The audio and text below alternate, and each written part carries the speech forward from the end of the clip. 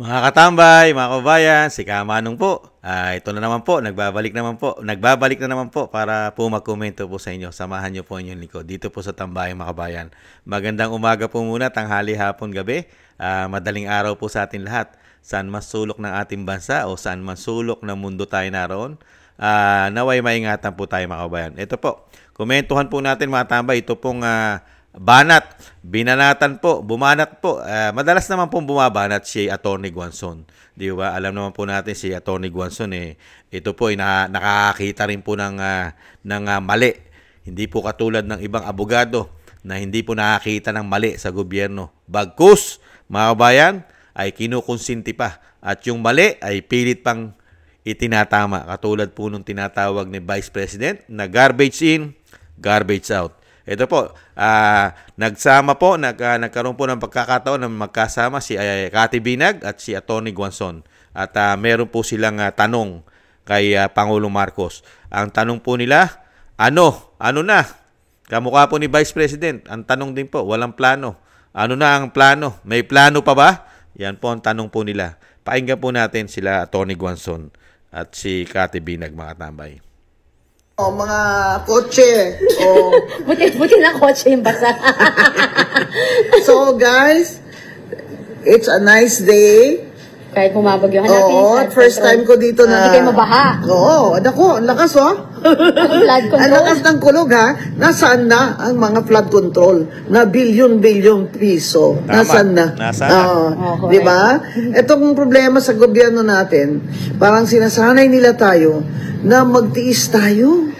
Tiisin natin ang baha, tiisin ang lindol, tiisin ang gutom, tiisin ang nakaw. Yan, kinokondisyon nila tayo ng ating gobyerno para hindi tayo mag-protesta ng protesta. Pero, mga kababayan, hindi na pwede ito na after 3 years ganito lang ang ginawa ng administration ni BBM. Hanggang ngayon, more than half, o anong survey dyan ng NEDA at PSA, half of the Filipinos, kalahati ang nagsabi na nakaranas na sila ng gutom. Kaya iniisip na raw ngayon ng DSWD na mag-issue ng mga coupon, yung parang coupon sa Amerika, food vouchers ba yun, o coupon. Ay, umabot na tayo dun ha. Ibig sabihin, daan talala. Oo, talagang ganun tayo kalala. At sa tourism, kulelat na tayo. Last na tayo.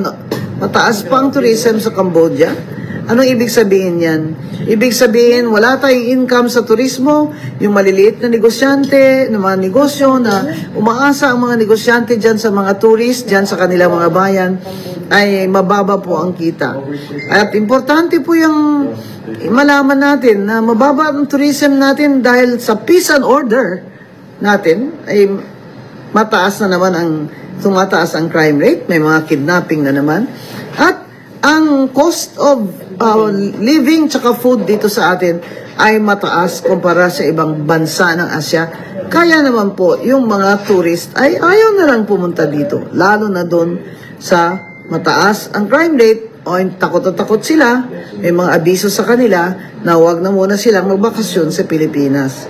Yan po lahat, trabaho po yan ng ating gobyerno na binoto nyo kayong mga nabudol. Yan ang binoto nyo. Kaya 3 taon pa muli. Hindi po pwedeng tayo ipatulog-tulog lang. Kaya lagi ko po talagang sinusundot-sundot ang pwet nila. Na, may gera na.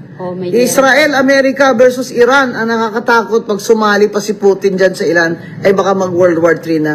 Hello, Mr. President, sir, tanghali na po. Nakonbin na ba ninyo ang National Security Council? Nabilang na ba ninyo ang ating mga oil reserves dyan? Ay, sabi nga ng isang friend sa akin, wala na palang oil reserves.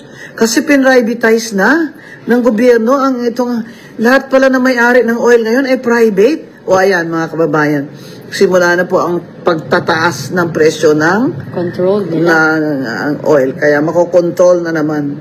Pag konti kasi supply, tsansa na ng isang makapangyarihan at na gobyerno, strong ang desire sa corruption.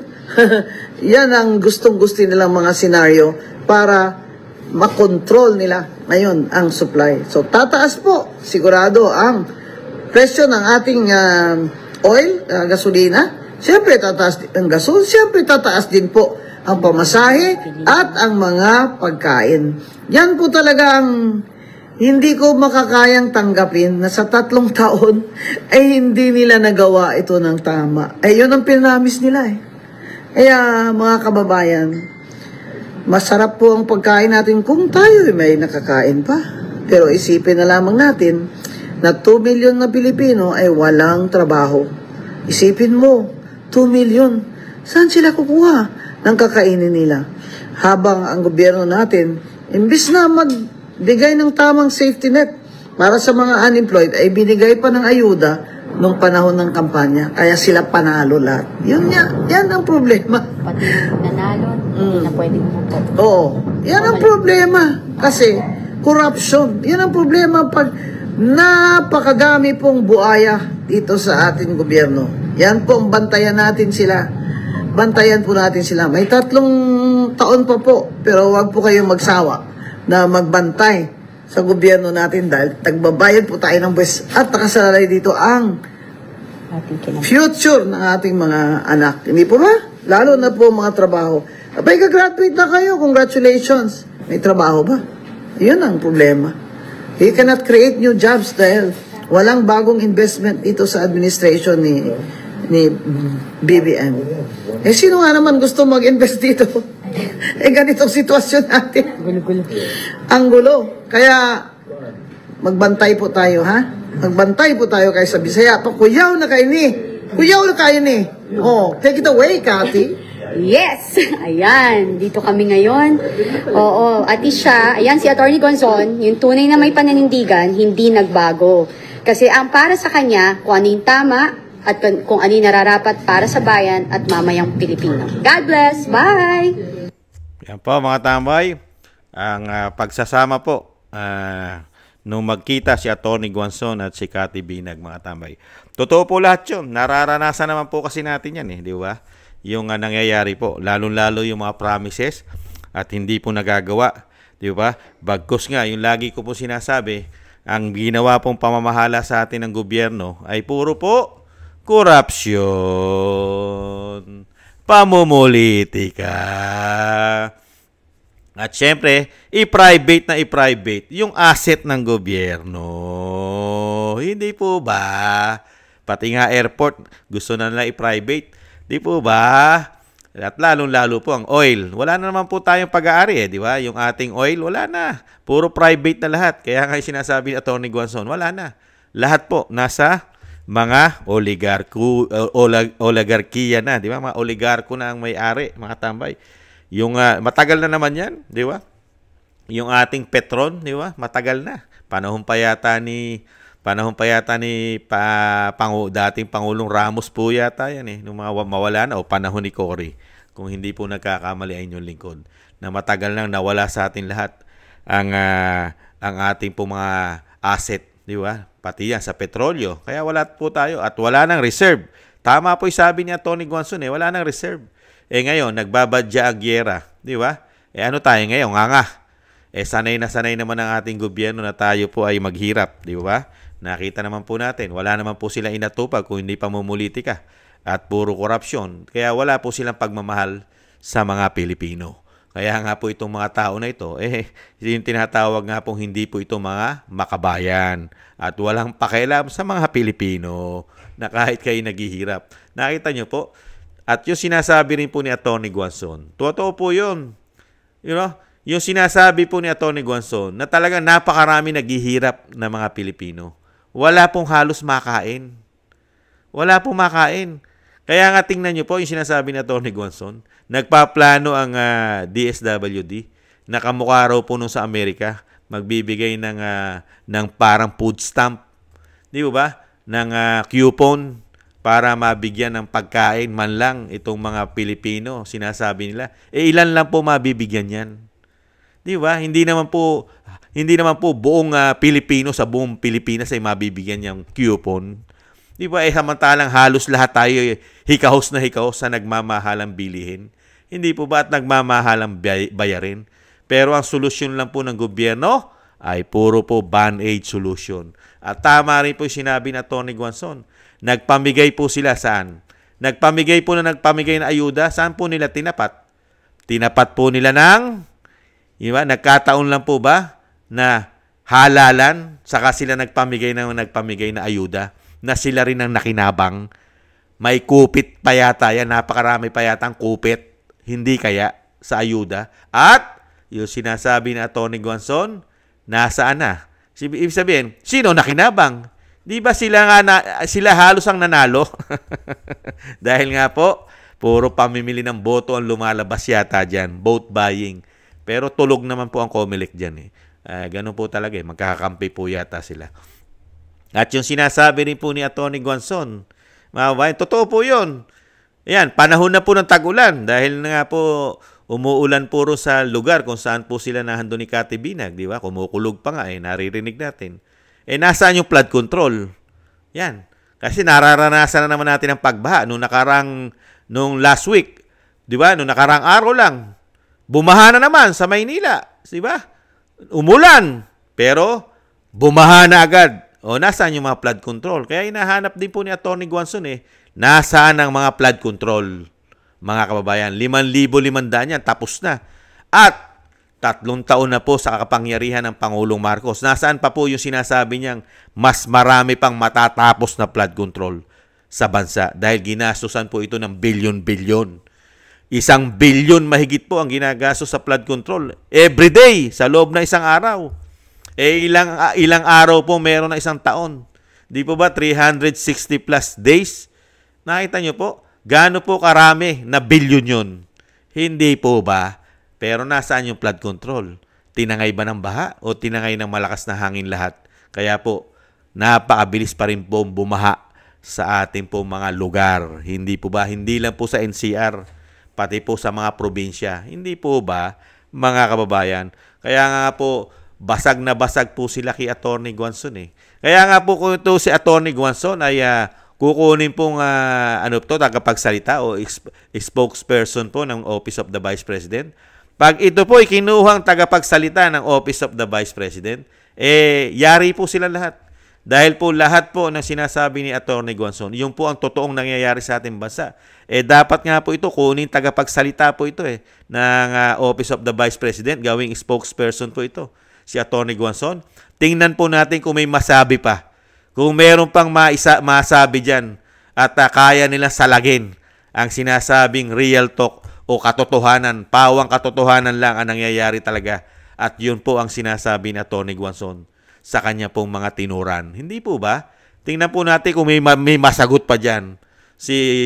Yung sinasabing garbage in, garbage out ng spokesperson po ng Kongreso at yung USEC ng Malacanang. Di po ba? Kaya maganda rin po maging tagapagsalita po ito ng Office of the Vice President para po ang Office of the Vice President ay talagang meron din po tagasagot na tama. Puro tama at puro kahihiyan naman ang kanila pong aabutin dito. Tsak pong pagka ito po yung naging tagapagsalita ng Vice President ay palagay ko mga kababayan. Isang damukal na kahihiyan ang aabuti nila kay Atty. Guanzon. 100% po yun. Kahiya-hiya po ang lalabas po sa kanila. Dahil ang makikita po lalo ng taong bayan, ang kanilang mga kasinungalingan. Hindi po ba? Ang hindi totoo ang kanilang ipinararating sa taong bayan ay puro po pambubudol lamang yata, mga kabayan. Kaya lahat po ng sinabi ni Atty. Guanzon, food security, wala tayo Tapos yung ating turismo, wala. Olats po tayo Tinalo pa nga tayo ng Cambodia, yung sinasabi ni Atty. Guanzon. Totoo po yun. Paano tataas ang turismo natin? Sino ang magtuturi sa atin? Ang safety po, ang ating security natin mahina. Lagana po ang napakataas na crime rate.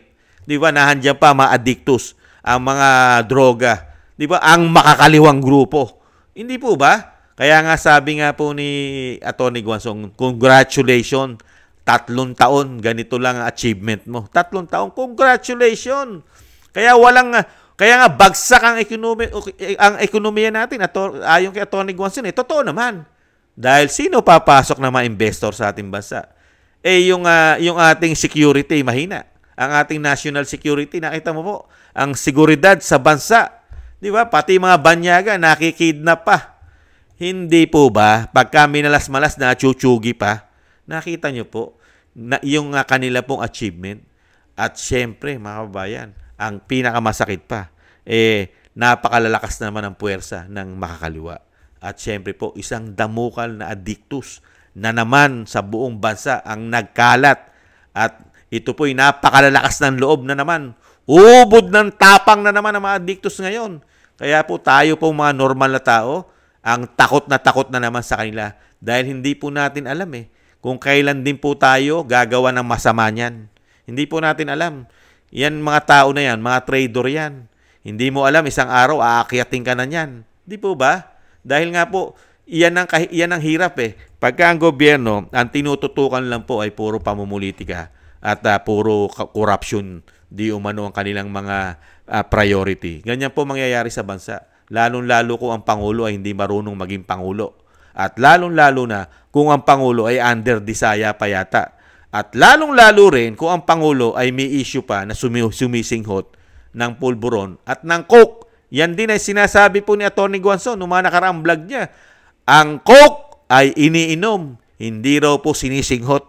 Hindi po ba? Kaya po basag na basag po sila kay Atty. Guanzon mga kabayan. Pero tayo po ang kawawa. Kahit po anong batikos po natin at anong batikos din Atty. Guanzon at ni Cathy Binag. Pero po ang katotohanan po 'yon, wala po silang magiging problema dahil sila yung nasa kapangyarihan. Ang malaki po ang problema tayo. Kasi tayo po yung nakakaranas ng kapalpakan nila. Nasa atin po kayong impact. Yung impact na ginagawa nila sa pagpapatakbo ng gobyerno ngayon. Tayo po ang nagsasakripisyong may hirap. Tayo po ang nahihirapan. Di po ba? Hindi naman po sila. Dahil sila po'y sagana yata sa korupsyon at sagana yata sila sa pera. Kaya nakakalungkot po. Kahit po ano gawin po natin, binabatikos po natin sila ng binabatikos sa ginagawa po nila para po baguhin nila ang paglilingkod at trabaho nila sa atin. Pero makakapal na po yata ang mukha nila. Nakita nyo po, 3 taon hindi naman nila binago ang kanila pong panunungkulan at kung ano po ang ginagawa nila nung una, mas lalo pong lumala pa. Dinire-diretso po nila ang ganitong sistema ng kanilang trabaho. Di po ba? Kaya nga po lumala ang problema ng bansa. Di po ba? Nagka-bound po tayo sa utang at wala na rin po mga investor. Di po ba? Na pumapasok sa atin. Kaya nga po nganga. Kaya never lumaki o tumaas ang ating ekonomiya.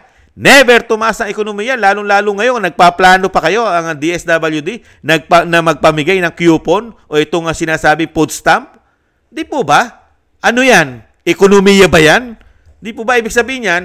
Marami talagang naghihirap at walang makain kaya ka nga magpapamigay.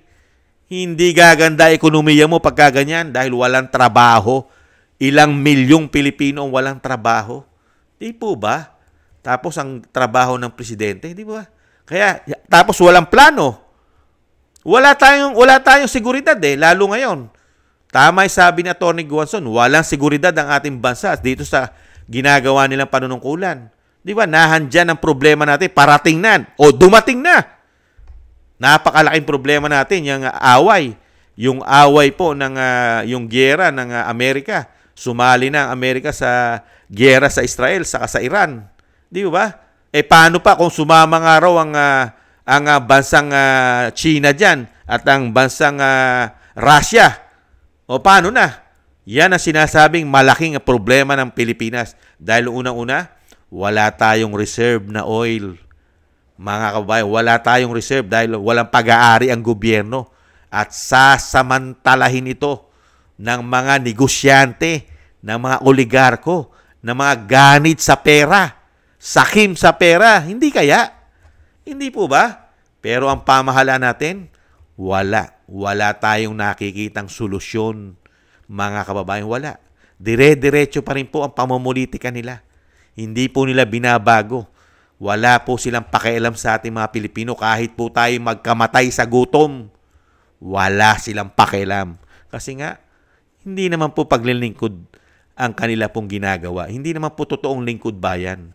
Di po ba? Ang ginagawa lang po nila ay puro po lingkod sa mga sarili nila. Puro kapakinabangan ng mga sarili, pamilya, at kalahi-lahian yata nila ang kanilang pinaglilingkuran. At panay po yata ang ginagawa nilang pag-iipon. Hindi po ba? Iniipon yata nila ng iniipon. Yata ang kanilang mga nakukurap, mga kabayan. Patuloy. Kaya nakakalungkot po, mga kabayan, ang nangyayari sa ating bansa. Kaya ito po, tama-tama lahat ng sinabi ni Atty. Guanzon. Nakikita po natin to. Realidad po ito. At diyan ka rin magtataka, mga kabayan. Di ba? Si Cathy Binag, hindi rin po nila magalaw. Bakit kaya hindi nila magalaw si Cathy Binag? Si Cathy Binag ang kauna-unahang nagpasabog. Si Cathy Binag ang kauna-unahang nag-expose na talagang gumagamit ng pulburon at ng coke ang pamilya ng First Family at ng mga kaibigan nito. Tinawag pa nga ni Cathy Binag, di ba, ang grupo nito na Voltes 5. At meron silang tinatawag din na code. Pag ubos na raw po ang pulburon, meron daw pong code. Ano yung code? White shirt. Pag sinabi raw po na wala ng white shirt, darating na raw po ang second batch ng pulburon at ng coke. Pero nakita niyo po, wala pong bayag sila riyan. Kaya masasabi rin natin, mga tamay, na may katotohanan pala lahat ang pinaputok at nalalaman ni Cathy Binag. Kasi yung pinakamatapang na tinatawag na aso at tinatawag na pitbull, di ba? Aso, pitbull, di ba? Yung aso nila, napakatindi po ito. Lahat po ng bumabatikos at kumakalaban sa gobyerno at nagpapakalat na sinasabi nilang fake news, di po ba? Binibigyan po nila ng malaking problema.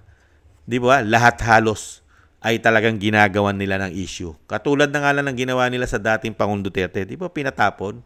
Di ba? Sila Roque, nakita nyo, tinutugis. Si Bantag, si Tebes, napakulong na. Si Kibuloy, napakulong na. At marami pa raw isusunod na mga vlogger. Baka isang araw si Kamanong ay bigyan na rin ng kaso niya, mga yan. Hindi malayo. Pero, diyan ka magtataka. Si Cathy Binag, hindi natitinag. Hindi po ba?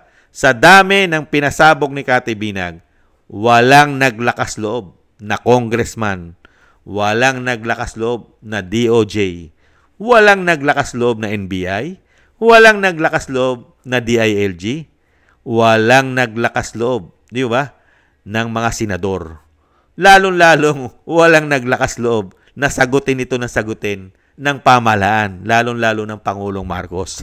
Di ba? Ito pong si Cathy Binag. Nakita nyo? Si Cathy Binag na lang po ang bukod tangi na bumabatikos na nagsasabi na sumisinghot ng coke at ng pulburon ang First Family at kasama pa ang mga barkadahan nito ay pinangalanan po ni Cathy Binag yan. Kaya po, bukod tangi na lang po si Cathy Binag ang walang katinag-tinag sa mga issue, aligasyon na kanyang sinasabi tungkol po sa pulburon at coke. Nakita nyo po? Hindi po siya magalaw-galaw, hindi siya kahit po dampi, di ba? Kahit po pangalan hindi mabanggit, kahit po ni General Torre hindi po mabanggit ang pangalan ni Cathy Binag. Hindi po nila binibigyan po ng pagkakataon na buksan ang issue ni Cathy Binag. Bakit kaya, mga kabayan? Ano kaya ang meron kay Cathy Binag at hindi po nila magalaw? Bukod tangi na lang po sa lahat ng kritiko na nagsasalita, si Cathy Binag na lang po ang walang katinag-tinag sa kanila. Bakit kaya? Totoo kaya lahat? Totoo kaya lahat ng sinabi ni Cathy Binag at ng kanyang mga in-expose, mga kabayan? Kasi buong puwersa ng gobyerno ay no say, tahimik, pati media. Nakita nyo? Pati social media, tahimik po pagdating sa issue kay Cathy Binag. Kaya diyan sa mga issue na yan, lalo sa pulburon at coke, talagang bibilib ka eh. Mukha pong lahat ng sinabi ni Cathy Binag kasi wala siyang katinag-tinag, malaki pong porsyento na totoo lahat ang in-expose ni Cathy Binag tungkol po sa pulburon at coke ng Pangulo at ng mga barkada nito, mga kabayan. Yan po. Di po ba? Yan po, matambay ang komento po natin.